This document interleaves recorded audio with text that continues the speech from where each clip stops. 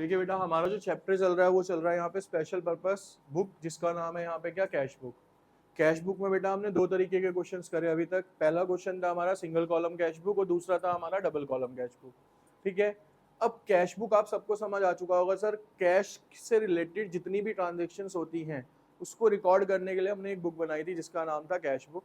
ठीक है, अब एक्चुअल में क्या होता है बेटा कि कैश बुक जो मेंटेन करते हैं ना हम, बिजनेस के बड़े बड़े एक्सपेंसेस, बड़ी बड़ी इनकम के लिए या बिजनेस जिसमें हम कर रहे हैं उसके लिए करा जाता है। लेकिन सर बिजनेस में ऐसा भी तो होता है कि छोटे मोटे खर्चे होते हैं बहुत सारे।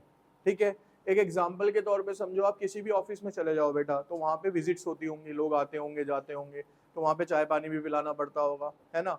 छोटी मोटी स्टेशनरी भी लेके आनी पड़ती होगी, मान लो स्केल मंगा लिया किसी ने, पेंसिल मंगा ली। तो ये छोटे मोटे खर्चे के लिए अकाउंटेंट तो नहीं बिठाया जाएगा पढ़ा लिखा इतना बड़ा, है ना।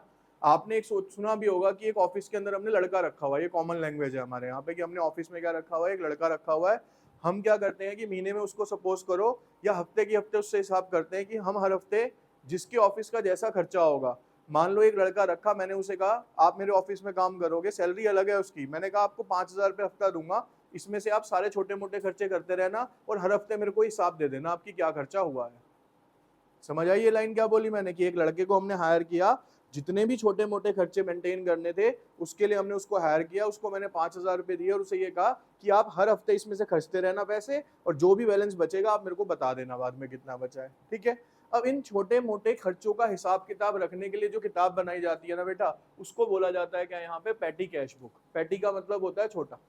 ठीक है, पैटी कैश बुक, देखो लिखा भी है, कहता है cash book is the book which is use for the purpose of recording expense involving small amounts. कहता है पैटी कैश बुक वो बुक होती है जिसके अंदर हम सारे के सारे छोटे मोटे खर्चे जो होते हैं उसको क्या करते हैं बेटा, रिकॉर्ड करते हैं। समझ आ गई यहाँ तक चीज।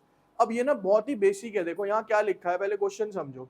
कहता है from the following information write up simple petty cash book for the first week of April. मैंने क्या बोला, या तो ये वीकली मेंटेन हो सकती है और मंथली भी हो सकती है, लेकिन वीकली ज्यादा मेंटेन करी जाती है कि छोटे छोटे खर्चे हम हर हफ्ते ही टैकल करते हैं अपने।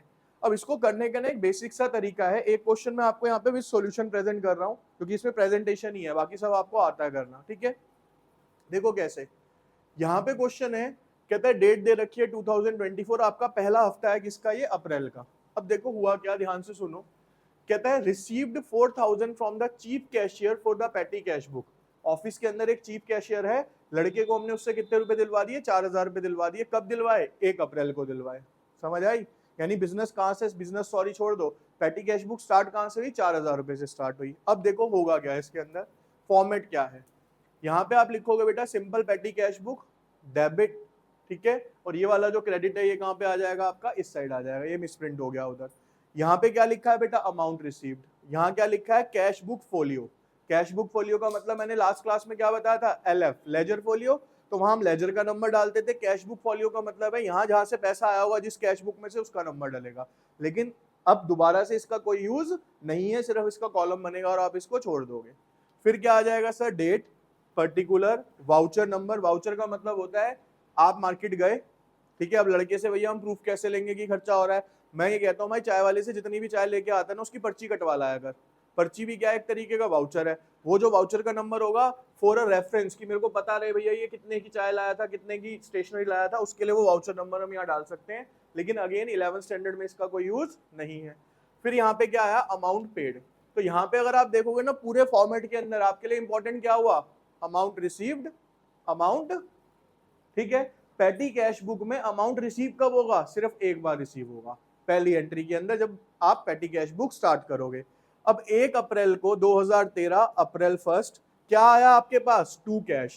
तो हमें पता है डेबिट साइड के लिए हम क्या यूज करते हैं, टू कैश अकाउंट। अमाउंट कितने का रिसीव हुआ सर मेरे को, 4,000 रुपए का।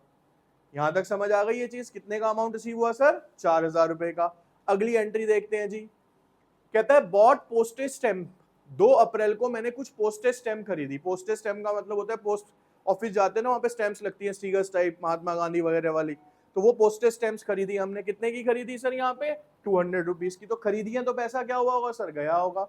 सिंपल सा तरीका, क्या लिखोगे बेटा, अप्रैल 2 बाय पोस्टेज अकाउंट, यहाँ पे कितने रुपए आ गए अमाउंट पेड में, 200 रुपए। ठीक है, फिर तीसरी एंट्री क्या है, कहता है पेड बस फेयर। 4 अप्रैल को मैंने बस का किराया पे किया 120 रुपए। फिर आप यहाँ पे लिख दोगे क्या, बाय ट्रेवलिंग एक्सपेंस 4 अप्रैल को कितने पे किए सर मैंने यहाँ पे 120 रुपए। फिर उससे अगले पे आ जाओ, purchase stationery for office use, 5 अप्रैल को 1000 की आपने स्टेशनरी खरीदी, तो 5 अप्रैल को बाय स्टेशनरी अकाउंट 1000 रुपए। उसके बाद बेटा अप्रैल 6 को paid for milk and sugar for the office T, चाय बनती थी ऑफिस में, उसके लिए हमने दूध और चीनी खरीदी 600 रुपए, तो 600 रुपए बाय ऑफिस एक्सपेंस 600 रुपए। उसके बाद बेटा पेड फॉर विंडो क्लीनर, यानी कोई आता था क्लीन करने घर ऑफिस वगैरह, तो उसको हमने मिसलेनियस में डाल दिया। आप इसमें क्लीनिंग भी डाल सकते हो, आपकी मर्जी है। अब ये जो मिसलेनियस होता है इसका मतलब क्या होता है?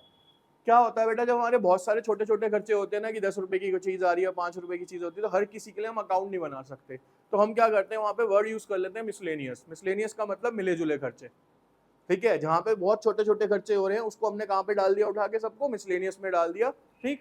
कितने का खर्चा करा सर? 80 रुपए का। अब बहुत ध्यान से सुनना मेरी बात, इसका टोटल करो कितना आ रहा है, देखो 200, 120, 80 कितने हुए, 400, 600, 1000, 1000, 2000, टोटल कितना आ रहा है इसका 2000। मेरे को मिले कितने थे बेटा? 4000। कितने खर्च दिए मैंने इसमें से? 2000। कितने बचेंगे? 2000।